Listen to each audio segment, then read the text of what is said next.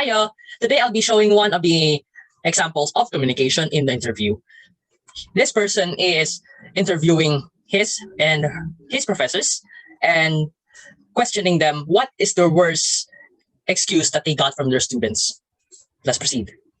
I'm Ryan Savola with Augustana Observer and Augie TV, and I'll be asking professors what the most ridiculous excuse they've had for students not turning in their homework.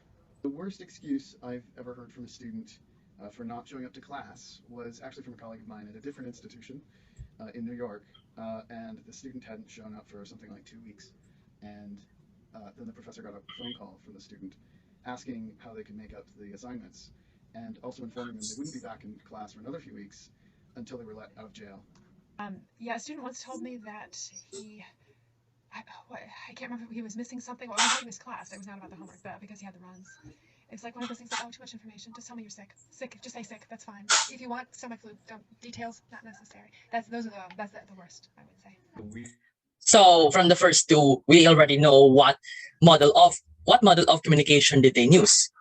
For the interview that is part of the video, it shows a Shannon-Weaver model, which is a one-way type of communication.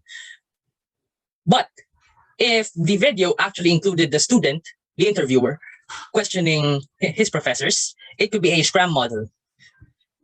As if it is a SCRAM model, it differentiates from the interviewer, which is a student, and the person being interviewed, which is a professor of a professional degree.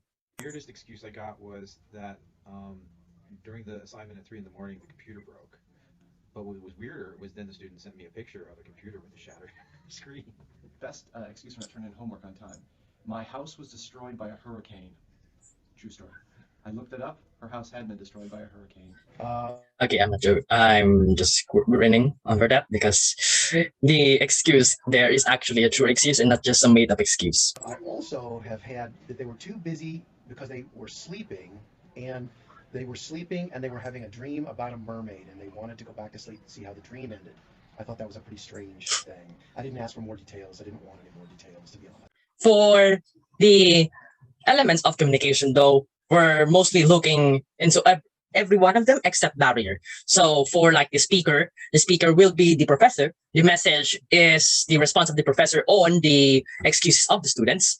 The context being the question of what is the worst excuse that they got from their students. The feedback is the professor answering the question, the receiver, us, and the speaker being the teacher or the professor itself. Let's proceed. I had an assignment where students were required to raise caterpillars, and I think the best excuse I had for incompletion of an assignment was my cat ate my caterpillar. Well, this story is not about an excuse, but instead someone who had every reason to have an excuse not to attend the final or maybe to ask for an extension. And this young woman was pregnant during the term, and she had her baby 2 days before the final. And on the day of the final, she was sitting in class taking her test, when really, honestly, if it had been me, I would have asked for an incomplete. So one time I had a student tell me he couldn't get... Let's get back into there.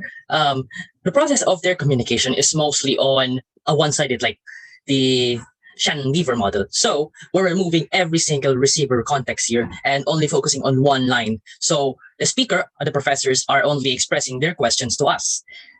If the video didn't include the interview, of course, these professors only encoded the message and gave us what they know about the question. So the most outlandish excuse I ever heard for not turning something in was a student who said, a non-traditional student who said that his son murdered his wife's lover, and so he had to go be with his son. Okay, that's quite weird. Well, that's the end of this short video reacting on the thing, on how professors know on what their students' worst excuses are.